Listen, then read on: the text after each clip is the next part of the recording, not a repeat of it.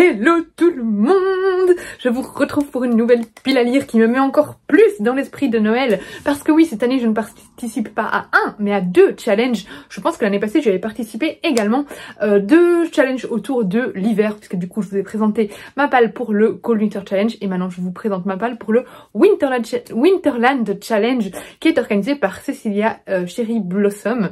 Je vous mettrai son compte Instagram dans la barre d'infos. Elle a un blog également. Voilà, elle a organisé un challenge un petit peu plus petit au niveau des menus, etc. Qui porte sur l'hiver. Voilà, elle organise aussi des challenges sur l'automne. Cette année, je n'ai pas participé à son Happy Fall Challenge, je crois que c'est comme ça qu'elle l'appelle, sur l'automne. Mais je participe avec plaisir au challenge sur l'hiver parce que les catégories sont assez différentes au final du Cold Winter Challenge, donc je trouve qu'ils sont assez complémentaires. Je me suis dit j'avais pas assez de défis, j'avais pas assez de challenge dans ma vie, donc autant s'ajouter un deuxième challenge.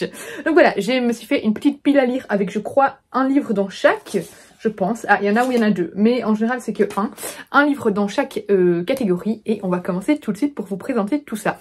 En quoi ça consiste? C'est un challenge hivernal où en fait Cecilia, elle a fait des menus pour mettre des livres, et il y a également un côté lifestyle à chaque menu que je vais pas développer dans la vidéo parce que je sais pas encore si je vais le faire ou pas. Là je m'intéresse surtout aux livres, mais là je suis prête à aller skier, hein. Vous avez vu avec mon bonnet, mon petit pull de Noël, bref. Mais il y a aussi un côté lifestyle où chaque menu a une petite activité, donc voilà, je vous invite vraiment à aller consulter son explication du challenge parce que c'est vraiment très chouette. On commence avec le menu 1 pour lequel je n'ai pas encore le livre sous la main parce que je l'attends avec impatience. C'est un challenge aussi, je pars dans tous les sens, qui se déroule quand on veut. En fait, c'est sur tout l'hiver. Si vous voulez le mettre juste sur le mois de décembre, vous pouvez. Cécilia a pas vraiment de donner de date. Vous pouvez le commencer à partir de la vraie date de l'hiver, donc le 20 ou le 21 décembre, je ne sais plus. Ou dès le 1er décembre comme moi, je vais faire. Voilà, moi je le fais du 1er décembre à février, on va dire quelque chose comme ça. Donc, le premier menu s'appelle Fantastique et il faut mettre un roman de Noël. Je n'ai pas encore sous la main parce que j'ai commandé la romance, la petite nouvelle de Noël qui est une romance d'ailleurs de Lily Bookin, donc Let Your Heart Be Light d'Alison Germain. Et je l'attends avec impatience, je l'ai commandé avec le petit colis avec les goodies, donc j'ai trop hâte de le recevoir. C'est une petite romance de Noël, vous savez que moi, la romance ça passe quand c'est à Noël, donc c'est parfait. Je sais que c'est un Friends to Lovers, donc de l'amitié à l'amour.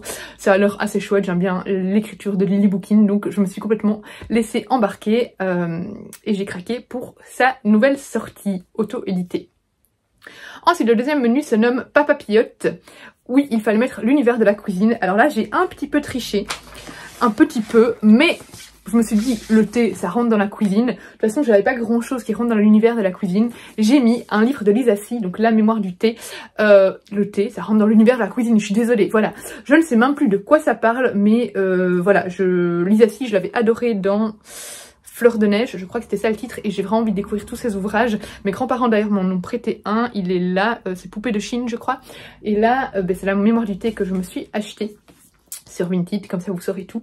J'ai pas envie de relire le résumé, mais j'ai hâte de découvrir Lisa C dans un nouveau roman. Désolée, j'allume pas la lumière, du coup c'est un petit peu sombre, mais j'aime bien l'ambiance un peu cosy comme ça derrière, donc j'espère que ça vous ira. Vous voyez même pas bien mon bonnet, voilà, comme ça ce sera mieux. Non, comme ça, avec mon trépied toujours cassé, c'est juste magnifique. Voilà. Donc voilà. Je vais pas arriver à faire cette vidéo. La mémoire du thé, non, La mémoire du thé, oui, de Lisa C. Le troisième menu se nomme La ronde des flocons et il fallait mettre un tome de saga. J'en ai mis deux. Celui-là en plus il est très hivernal. Ça fait longtemps que j'ai reçu le tome 2 et le tome 3 de la saga Héritage et que je les ai pas encore lus. Or c'est la maison d'édition qui me les a envoyés, du coup il serait temps que je les sorte. Donc ça vient des éditions Mijade. J'avais adoré le tome 1, c'est un roman très jeunesse, enfin c'est un roman jeunesse, une saga jeunesse d'ailleurs, où dans mon souvenir, il y avait un garçon qui... on parlait d'une sorcière dans les bois.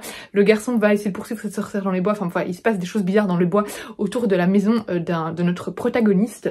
Et j'ai vraiment hâte de lire les tomes suivants parce que j'aimais beaucoup. C'était vraiment très sombre comme roman et j'adorais l'ambiance. Donc voilà, c'était très prometteur et du coup, j'ai hâte de découvrir la suite. Je vous parle pas plus que ça du résumé parce que je vous dis, je l'ai lu il y a bien un an et du coup, c'est un petit peu flou dans ma tête. Mais en tout cas, c'est une très chouette saga jeunesse très bien écrite. Le quatrième menu se nomme Sang-froid, dans lequel il faut mettre un polar, et moi j'ai mis Témoin oculaire, donc ce petit recueil de nouvelles que j'ai reçu très récemment, où plusieurs grands auteurs du monde du polar, du thriller, notamment Johanna Gustafsson, Bernard Minier, Franck Tillier, voilà, se sont réunis pour écrire une toute petite nouvelle autour d'une photo. Donc en fait les auteurs ont chacun reçu une photo et ils ont dû développer une petite histoire par rapport à cette photo qui est, il me semble, un des seuls témoignages de la seule information dont ils disposaient. Et du coup voilà, l'image leur a inspiré une nouvelle noire, parfois très noire, parfois drôle, souvent poétique, toujours surprenante. Donc je me dis que ça va être très chouette à lire. De toute façon, en plus, il y a des grands auteurs, donc j'ai hâte de découvrir ça. Le cinquième menu se nomme Frisson d'amour et il faut un couple dans le roman. J'y ai mis 2 romans. Celui-là, je l'ai reçu en service presse des éditions Plomb. Je sais que j'ai mis dans ce roman dans cette catégorie parce qu'on nous dit une idylle secrète naît dans ce monde d'hommes où les femmes n'ont pas leur place. Voilà, on nous dit qu'il y a des personnages qui vont se rapprocher. Ça se passe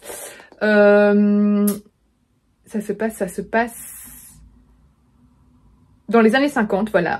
C'est un premier roman qui livre une vision féministe juste et poignante du militantisme des années 50, annonciateur du réveil du deuxième siècle. Et on parle de lutte contre le fascisme, avec un personnage principal notamment qui est fille d'un républicain espagnol mort pendant la guerre civile. Un sujet que j'aime beaucoup et j'ai vraiment hâte de creuser cette histoire qui a l'air vraiment très prometteuse. Et ensuite j'ai mis Enchantment of Ravens. Je ne connais même pas le résumé de celui-là, mais c'est Margaret Rogerson. Je suis fan de cette autrice. Elle ne m'a jamais déçue. Enfin, j'ai lu 2 romans d'elle pour le moment, mais elle ne m'a jamais déçue. Et voilà, j'ai craqué pour cette magnifique édition qui est sortie chez Big Bang. Et pourquoi est-ce que j'ai mis ça dans la catégorie couple? Eh bien parce que ici on voit un personnage féminin, un personnage masculin, et ici dans le résumé on nous dit un voyage périlleux où cernés d'ennemis ils seront contraints de s'en remettre l'un à l'autre pour survivre, au risque de voir naître entre eux un sentiment plus dangereux encore. On se demande ce que ça va être. Suspense. Bref, je pense qu'ils vont tomber amoureux. Le 6e menu se nomme Au ralenti et il fallait une couverture cosy. Alors là, c'est un peu libre à l'interprétation de tout le monde. Moi, j'ai mis ceci. Pourtant, l'histoire n'est pas du tout cosy de ce que j'ai pu lire dans le résumé. Pourquoi j'ai mis ça dans couverture cosy? Eh bien, parce que ça m'évoque en fait la nuit, un peu un monde onirique, de la magie, etc. Et moi, cette couverture, je l'ai trouvée hyper relaxante. Voilà, c'est très... Enfin, j'aime beaucoup, voilà, ça évoque les astres, les étoiles, etc. Et moi, ça m'apaise. Par contre, l'intrigue n'est pas du tout cosy parce qu'il me semble que on parle d'un personnage qui lui est voué à mourir. Voilà, on a Paisley qui apprend qu'elle est condamnée à mourir avant ses 14 ans. Et voilà, enfin, je sais qu'il y a plein de petits rebondissements. Toute la famille de Paisley est menacée. Elle doit échapper à la mort, elle doit protéger son frère. C'est un livre jeunesse qui m'a l'air, ma foi, très sympathique et je vous en parlerai plus dès que j'aurai vraiment une idée concrète du résumé. Le 7e menu se nomme Cœur de glace, c'est ça, Cœur de glace, où il fallait un pays froid. J'y ai mis le tome 2 de Mal d'Aurore. Clairement, on est dans des pays froids puisque là, on est en Sibérie. Donc voilà, ici il fouille les plaines de Sibérie.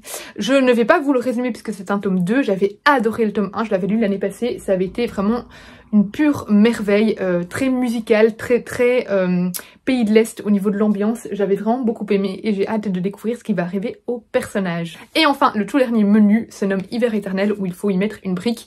Moi, une brique, c'est à partir de 500 pages. J'y ai donc mis Haxhaven, le cercle des sorcières de Sacha Peyton Smith. J'ai pas dit les auteurs à chaque fois, mais comme d'habitude, vous trouverez tout en barre d'infos. Il fait exactement 560 pages. Donc pour moi, c'est une belle brique. Ici, ça parle de sorcellerie, c'est tout ce que je sais. Il ne va pas du tout avec mon pull, je le remarque aussi. On s'en fout. Il serait bien rentré dans le Pumpkin Autumn Challenge, mais je n'ai pas eu le temps de le lire. Il va bien, hein, bleu, ça fait un peu froid aussi, hiver, donc je trouve qu'il va bien aussi dans ce challenge-ci. Ça m'a l'air, ma foi, très sympathique, j'ai vu des avis très positifs. De nouveau, je ne vous dirai pas le résumé parce que je ne l'ai plus lu depuis que je l'ai reçu, et je veux me garder la surprise. Donc voilà pour le dernier livre de ce challenge. N'hésitez pas à me dire si vous y participez ou si ce challenge vous tente, et s'il y a des livres qu'on a en commun dans nos piles à lire, si vous voulez faire une lecture commune, n'hésitez pas à me le dire également. Et je vous retrouve bientôt pour une prochaine vidéo. Bisous!